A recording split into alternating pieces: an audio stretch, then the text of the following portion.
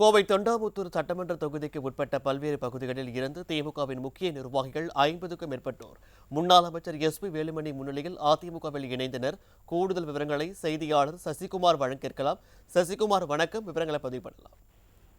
வணக்கம் பாலாஜி.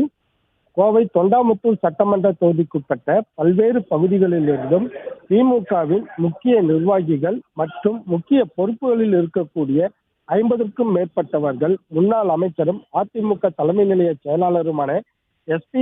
வேலுமணி அவர்களை அவர்களுடைய சுகுணபுரம் பகுதியில் உள்ள அவருடைய இல்லத்தில் நேரில் சந்தித்து தங்களை அதிமுகவில் இணைத்து வருகிறார்கள். அதைத்தான் நாம் தற்பொழுது நேரலையில் பார்த்து வந்து கொண்டிருக்கின்றோம்.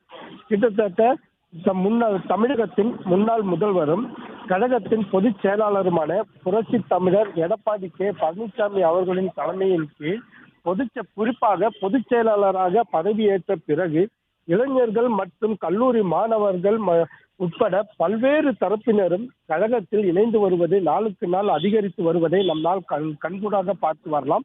இந்த நிலையில் இதுவரைக்கும் கிட்டத்தட்ட 25,000க்கும் மேற்பட்டவர்கள் தொண்டாமுத்தூர் சட்டமன்ற தொகுதிகளில் பல்வேறு கட்சிகள் திமுகவில் இருந்தும் பல்வேறு கட்சிகளிலும் இருந்து அதிமுகவில் சேர்ந்துள்ளனர்.